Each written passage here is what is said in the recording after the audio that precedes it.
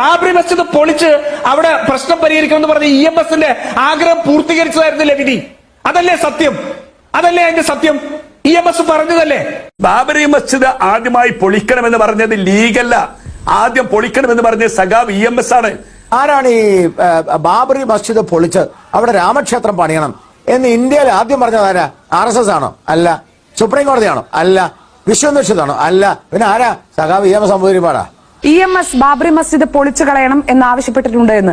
അതും സംഘപരിവാർ ഗ്രൂപ്പുകളുടെ വാദവും അവരുടെ പ്രചാരണവുമാണ് എന്ന് വസ്തുതകൾ പറയുന്നു. താങ്കൾക്ക് ഉറപ്പുണ്ടോ അത് EMS അങ്ങനെ പറഞ്ഞിട്ടുണ്ടെന്ന് തെളിയിക്കാം എന്നാണ് താങ്കൾ പറഞ്ഞത്? താങ്കൾ ഉറപ്പോട് കൂടിയാണോ ഇപ്പോഴത്തെ പശ്ചാത്തലത്തിലും അങ്ങനെ ഒരു വാദം എടുത്തിട്ടത്? അതായത് താങ്കൾ പറയുന്നത് ശ്രീ അബ്ദുറഹ്മാൻ അനത്താനി 1987 ജനുവരി 14 മാതൃഭൂമി പത്രത്തിന്റെ 1-ാം പേജിൽ വന്ന വാർത്തയാണ്. ജനുവരി 15 EMSന്റെ തന്നെ തിരുത്ത് ദേശാഭിമാനിയിൽ വന്നിട്ടുണ്ടായിരുന്നു. അങ്ങനെയല്ല പറഞ്ഞതെന്ന് പ്രസംഗത്തിന്റെ പൂർണ്ണരൂപവും ദേശാഭിമാനി പ്രസിദ്ധീകരിച്ചിരുന്നു. അത് താങ്കളുടെ ശ്രദ്ധയിൽപ്പെടാതെ പോയതാണോ അതോ ഇപ്പോൾ ഈ സംഘപരിവാർ ഗ്രൂപ്പുകൾ പ്രചരിപ്പിക്കുന്ന ഈ ഭാഗം മാത്രമാണോ താങ്കൾ വിശ്വസിക്കുന്നത്?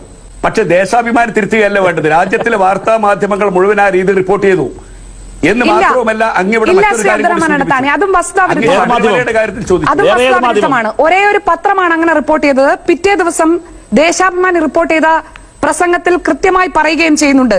ഞാൻ വായിക്കുന്നത് ദയവായി കേൾക്കണം.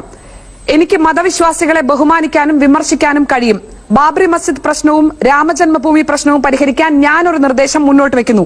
പള്ളിയും ക്ഷേത്രവും ആ സ്ഥലത്ത് പ്രവർത്തിച്ചുകൂടെ? ഒരു ഭാഗത്ത് പള്ളി, മറുഭാഗത്ത് ക്ഷേത്രം. അല്ലെങ്കിൽ കെട്ടിടത്തിന്റെ മുകളിൽ പള്ളി, താഴെ ക്ഷേത്രം. അല്ലെങ്കിൽ മുകളിൽ ക്ഷേത്രം, താഴെ പള്ളി. എന്നാലും തർക്കം തീരില്ല. കെട്ടിടത്തിന്റെ താഴെ പള്ളി വേണം, അമ്പലം വേണം എന്നതാകും പിന്നീട് തർക്കം.